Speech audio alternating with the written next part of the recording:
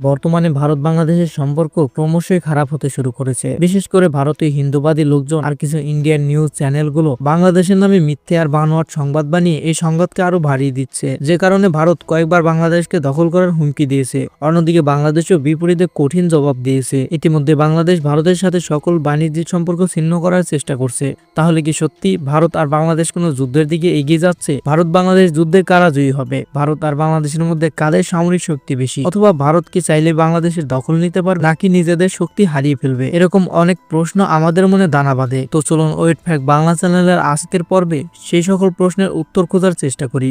ভারত পৃথিবীর মানচিত্রে হাজার বছর ধরে টিকে থাকা একটি বিশাল শক্তিশালী রাষ্ট্র। বিগত কয়েক বছর যাবৎ এই দেশটির সাথে বাংলাদেশের সম্পর্ক অনেক ভালো ছিল, কিন্তু 5ই আগস্ট 2024 ছাত্র আন্দোলনে শেখ হাসিনা সরকারের পতন হয় আর সে পালিয়ে ভারতে গিয়ে আশ্রয় নেয়। মূলত এরপর থেকেই দেশটির সাথে বাংলাদেশের সম্পর্ক ফাটল ধরতে শুরু করে। বর্তমানে সেই ফাটল সংঘাতের রূপ নিয়েছে। ভারতের কিছু জঘন্য গণমাধ্যমে বাংলাদেশ নিয়ে অপপ্রচার আর হিন্দুবাদী লোকজনদের কারণে এই সংঘাত এখন প্রায় যুদ্ধের রূপ নিয়েছে। এখন প্রশ্ন হলো, ভারত যদি বাংলাদেশে আক্রমণ চালায় তাহলে কে জয়ী হবে? একটি দেশ যুদ্ধে জিততে সক্ষম কিনা সেটি নির্ভর করে ওই দেশের সামরিক ক্ষমতার উপরে। সামরিক শক্তির দিক দিয়ে ভারত 4 নম্বরে, অন্যদিকে বাংলাদেশের অবস্থান 37 নম্বরে। তার মানে হলো সামরিক শক্তির দিক দিয়ে বাংলাদেশ ভারতের থেকে 33 গুণ পিছিয়ে। তাছাড়া ভারতের আয়তনও বাংলাদেশের থেকে অনেক বেশি, যে কারণে তাদের জনসংখ্যা যেমন বেশি তেমনি সৈন্য সংখ্যাও অনেক বেশি। ভারতের মোট সৈন্য সংখ্যা প্রায় 14 লক্ষ, যেখানে বাংলাদেশের সৈন্য সংখ্যা 1,60,000। তাহলে বলাই যায় ভারত বাংলাদেশ যুদ্ধ হলে বাংলাদেশের পক্ষে যুদ্ধে জেতা প্রায় অসম্ভব। তাহলে কি ভারত বাংলাদেশকে দখল করে নেবে? না, এটা ভারতের জন্য এতটা সহজও হবে না। কারণ বলা হয় যুদ্ধে জিতলেই কোনো দেশের দখল নেওয়া সম্ভব না। সেই দেশের দখল নিতে গেলে সেখানে সেনাবাহিনী মোতায়েন করতে হয়। কিন্তু এখানে রয়েছে ভারতের সবথেকে বড় দুর্বলতা। কারণ ভারতীয় সেনাবাহিনীর একটি বড় অংশ তাদের অভ্যন্তরীণ নিরাপত্তায় নিয়োজিত রয়েছে। কাশ্মীর, মধ্যপ্রদেশ এবং পূর্বাঞ্চলের 7টি রাজ্য, যেটিকে আমরা 7 সিস্টার বলে জানি, সেখানকার বিদ্রোহীদের দমন করতে তারা সবসময় সেখানেই থাকে আর তাদের সেখানে থাকতেই হবে। তা না হলে 7 সিস্টার সহ আরো বেশ কিছু রাজ্য বিভক্ত হয়ে যাওয়ার সম্ভাবনা রয়েছে। অন্যদিকে পাকিস্তানের অ্যাক্টিভ রিজার্ভ সৈন্য মিলিয়ে সংখ্যা প্রায় 7 লক্ষের কাছাকাছি, যাদের একটি বড় অংশ সবসময় ভারতে আক্রমণ করার সুযোগ খুঁজতে থাকে। আর এই কারণে প্রায় ভারতের 8 লক্ষ সৈন্য দরকার পাকিস্তান আর তাদের অভ্যন্তরীণ সব সংকট মোকাবেলা করতে। এছাড়াও ভারতকে চীনের আক্রমণ ঠেকাতে প্রায় 3 লক্ষ সৈন্য সবসময় সীমান্তে প্রস্তুত রাখতে হয়। এখন অবশিষ্ট বাকি সৈন্য নিয়ে যদি ভারত বাংলাদেশে আক্রমণ করতে আসে তাহলে সেটি হবে ভারতের সবথেকে বড় ভুল। কারণ সামরিক বিশেষজ্ঞরা মনে করে কোনো দেশকে দখল করতে সেই দেশের থেকে প্রায় 3 গুণ বেশি সৈন্য থাকা দরকার। আর ভারত নিজেদের নিরাপত্তা জোরদার রেখে সেই সৈন্য কখনোই জোগাড় দিতে পারবে না।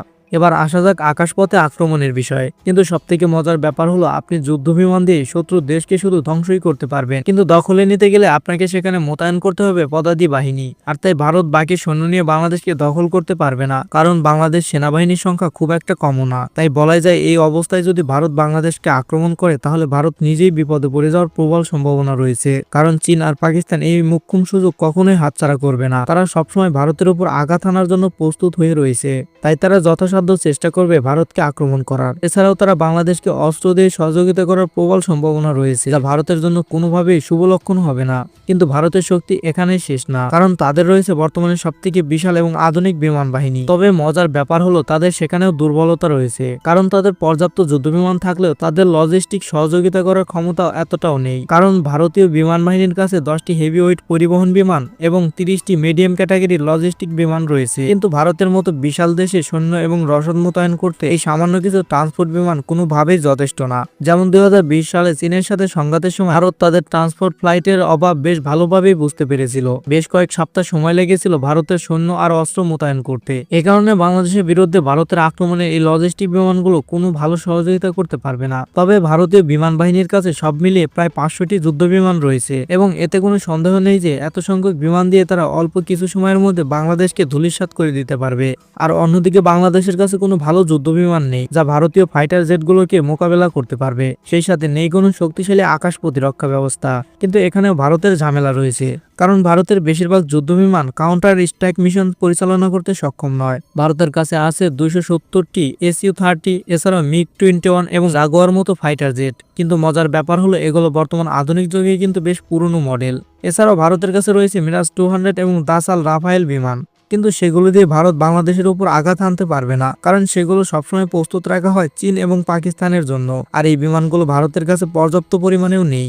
অন্যদিকে চীনের বিমান বাহিনীর তুলনায় ভারতের বিমান বাহিনীর সামরিক শক্তি অনেক পিছিয়ে, সুতরাং এই বিমানগুলো দিয়ে ভারত কোনোভাবেই বাংলাদেশকে আক্রমণ করতে পারবে না। এছাড়াও ভারতের বিমান বাহিনী শুধু ভারতের কয়েকটি জায়গায় সাপোর্ট দিতে সক্ষম হবে, যা ভারতের জন্য পর্যাপ্ত হবে না। সব মিলিয়ে বলা যায় ভারত বাংলাদেশে আক্রমণে ভারতের বিমান বাহিনী খুব একটা কাজে আসবে না, আর আসলেও সেটি বেশি সময় স্থায়ী হবে না, কেননা কাউন্টার অ্যাটাকে নিয়মিত যুদ্ধ বিমান ধ্বংস হতে শুরু করবে, যার কারণে ভারতের বিমান বাহিনীর শক্তি আস্তে আস্তে কমে আসবে। আর অন্যদিকে বাংলাদেশও ততক্ষণে রণক্ষেত্রে পরিণত হবে, প্রাণ হারাবে হাজার হাজার মানুষ।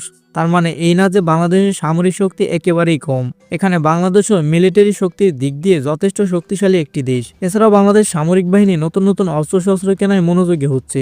সেই সাথে বাংলাদেশ সেনাবাহিনী দক্ষিণ এশিয়ার তৃতীয় শক্তিশালী বাহিনী, এবং এই বাহিনী দেশের বিপদের সময় নিজের সবটা দিয়ে লড়াই করতে প্রস্তুত। এমনকি এটি বললেও ভুল হবে না, বাংলাদেশ সেনাবাহিনীর পেশাদারিত্ব আর দক্ষতা ভারতীয় সেনাবাহিনীর থেকে অনেকটাই বেশি, কারণ বাংলাদেশ সেনাবাহিনী এখনো পর্যন্ত পৃথিবীর 43টি দেশে প্রতিনিয়ত যুদ্ধ করার অভিজ্ঞতা অর্জন করছে। অন্যদিকে ভারতীয় সেনাবাহিনীর যুদ্ধের অভিজ্ঞতা আন্তর্জাতিকভাবে খুবই কম। বাংলাদেশ সেনাবাহিনী নিজেদের পেশাদারিত্বের পাশাপাশি আধুনিক যুদ্ধাস্ত্র কেনায় মনোযোগী হচ্ছে। বিশেষ করে বিভিন্ন আগ্রাসন মোকাবেলায় বাংলাদেশ পৃথিবীর বিভিন্ন দেশ থেকে যুদ্ধ ট্যাঙ্ক, যুদ্ধ বিমান এবং অন্যান্য সমরাস্ত্র সংগ্রহ করছে, যা বাংলাদেশের নিরাপত্তা ব্যবস্থা আরো জোরদার করবে। এমনকি বাংলাদেশ তুরস্কের কাছ থেকে 12টি আধুনিক ড্রোন বায়রাক্টার TB2 কিনেছে, আরো কিছু সংখ্যক কেনার জন্য চুক্তিও করেছে, যার মাত্র 50টি দিয়ে ইউক্রেন হাজার হাজার রাশিয়ান যুদ্ধযান ধ্বংস করেছিল। সেই সাথে সমরাস্ত্রের উৎপাদন বাড়ানো, বাহিরের দেশ থেকে আধুনিক অস্ত্র ক্রয়ের মাধ্যমে বাংলাদেশ সেনাবাহিনী আরো শক্তিশালী হওয়ার চেষ্টা করছে।